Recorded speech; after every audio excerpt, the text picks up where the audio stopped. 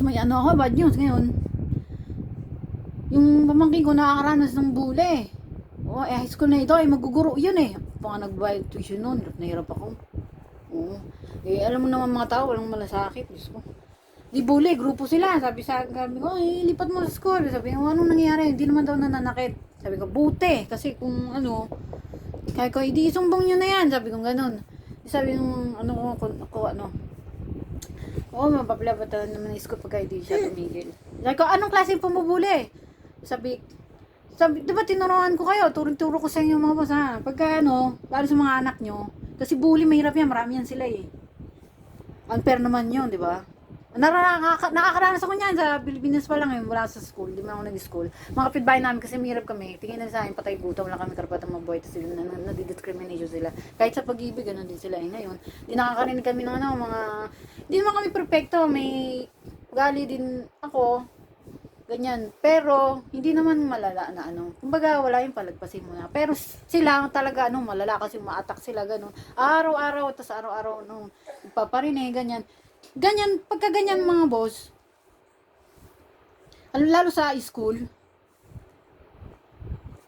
katulad sabi ng pamangkin ko ganito, ganyan, araw-araw nagpaprene, ganyan. Sabi ko, bago lumapit sa'yo, gawin nyo itong mga boss yung style na to ha, bago lumapit sa'yo. Diba, mahilag ka ng ganun. Di ba yun ang magbuka kang King Koy, panoorin yung style ni Mr. Bean, yung mukha niya. Magaling talaga yan, actor eh. Pag-aralan nyo yung kilos ni Mr. Bean, yun ang panglaban nyo sa bully, ha? Kahit wala kayo sa school, sa trabaho, sa buhay. Ako lang naman ako kasi ng pag-school eh. Yan ang panglaban ko eh. Yan ang technique dyan.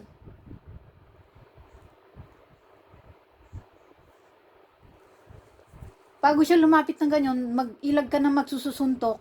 Tapos, paglalapit siya sa'yo, wag ka papayag makalapit siya sa'yo, tumakbo ka na. Di bali ng basta tumakbo ka, mabilis. Mabilis tayo, wag ka papayag na Lalo yung nagdaakma-akma silang, wah, yung ganyan. Nakaranas ako dyan eh. Oo, teacher pa nga gumagawa sa akin yan. Oo. Yung pangalan nun, Jo. Tawag ko Ate Jo. Tinatawag ko siya Ate Jo kasi mas matanda siya. May anak na asawa yun eh. OFW yung asawa nun. Salbahe yun eh.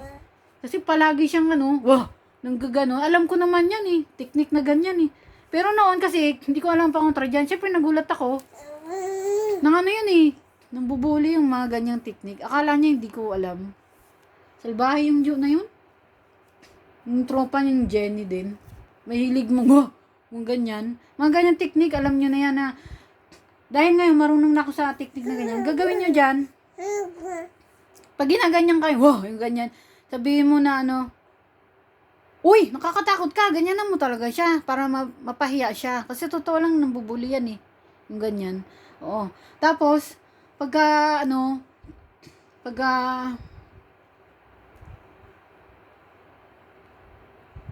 pag-aaktang yung titig ng ganyan, basta wag dumadaan ka.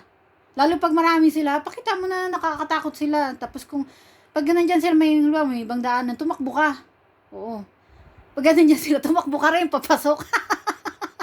Pakita mo sa kanila nakatakot sila. Yung kasi palaban sa iyo sa bully. Kasi naghanap yan sila masisira mo papaglalaruan. Alam niyo na, pag wala nang pakinabang, pag sira na, tapos na sa basura. Ganun kasi yung mga tao eh. Yung reality, brutal. Ngayon, yung palaban dyan, para masave mo yung sarili mo. Kasi ngayon, alam ko na yung panglaban dyan eh. Tapos sabi ko, ano pang style? Nagpaparinig raw. Ginagawa sa akin din yan. Naglalakad lang ako. Naparinggan nila akong baboy, ganyan. Kung ano man yung personal kong life, kung tingin yung baboy ako, mahirap ako, etc. Huwag tayong magplastikan. Wala na kayong pakialam doon. Kung anong kainin, kung tira-tira ba yun o hindi. Hindi, balik tayo. Alam ko naman, bully yan eh. Ganyan. Ako nga, hindi ko nga ginagawa yan sa inyo eh. O sa ibang tao eh. Sasabihan na Pero hindi ako perfecto. Sige, siguro nagawa ko yan isang beses lang sa buong buhay ko. Hindi nga sa pagbabad ng bangko. Mga 2 beses lang.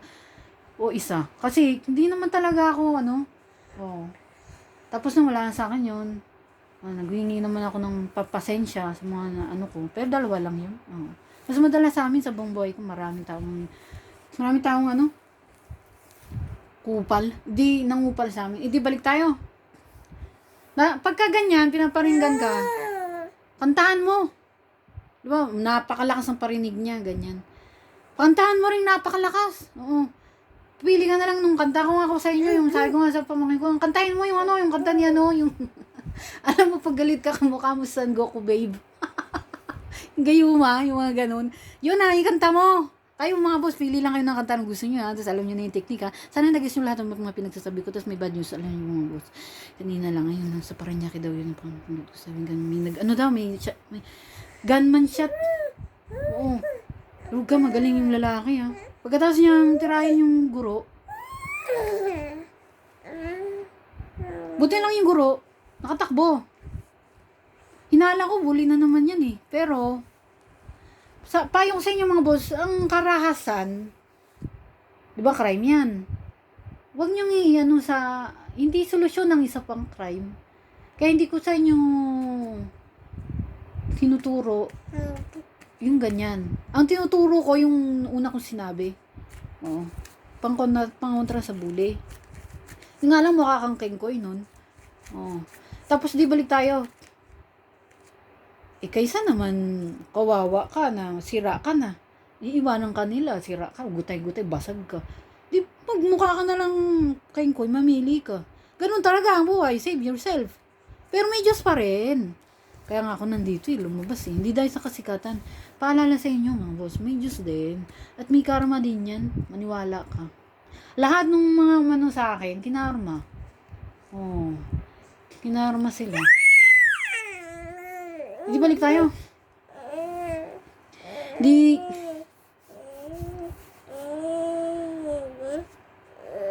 Ngayon,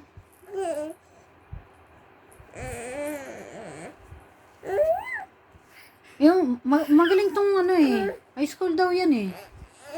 Yung iba kasing nag gunshot. Bata eh. So, kalat. Pero yun, marami talagang yun. Oo, bata eh. Kakapanood ng yun. Marahas. Itong isa matured na, konti. High school siya eh. Siya? Magaling kasi. Ba't kung sabing magaling? Buti yung guro, yun ang una niya tinira. Hinala ko nga yan eh. Bully siguro. Pero hindi ko alam kung sino yung... At tingin ko may ginawa action yung school dyan. Nung binuli siya ng mga kasama. Ewan ko lang. Pero siguro naman, di ba? Di balik tayo. Kung tinira yung guro, buti nakaligtas. Tapos yun nga lang, may dalawang na dedo, yung estudyante. Malamang yun yung talagang sa kanya. Di naman siya ng dami ng iba. Pero ewan ko lang kung hindi pa tapos investigasyon eh. Kaya hindi ko makajudge ng Bago lang. Magaling siya kasi di siya nagpahuli ng buhay. Yun yung magaling. Ang punto ko dito, malamang di. Ewan ko pero hinala ko bully yan.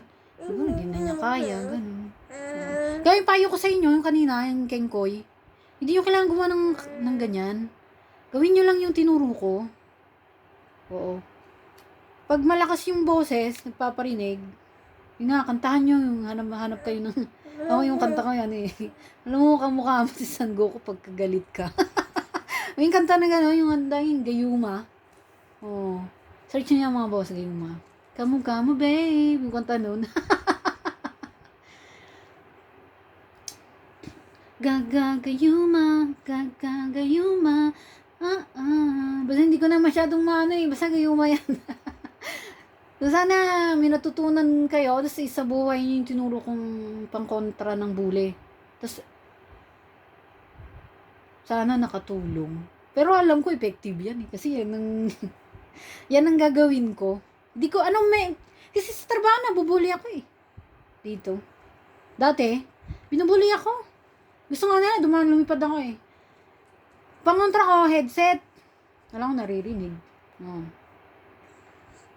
Pero masakit yung mga salita nila na mga agaw kayo, magnanakaw kayo ng trabaho, ganyan. Kasi diba, Pilipinas sa manlahi, ganyan. Siyempre, hindi ba ako masasak? Tao lang din ako, no? Di, balik tayo mga boss. Headset kasi pangontra ko dyan. Di sanayaan lang din ako ng mga yung katrabaho kong iba, mabait naman. Alam naman nila, hindi naman sila bulag eh. Lang. Pagka ganyan, binubuli kayo, tapos hindi sila pumayag yung guro, hindi pwede, headset, ganyan. Kantahan nyo na lang ha, tapos pili na lang kayo ng laruin nyo rin sila, ang tawag doon, laro.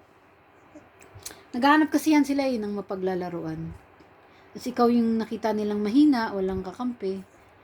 Sabi, madali ito. Ganyan yan eh. Sana mga boss nakatulong. So please, baka meron din kayong solusyon dyan sa ibang mga bully, sa mga vlogger. Baka meron din kayong ibang solusyon sa ang pagsilipunan ba para makatulong tayo sa kapwa natin tao.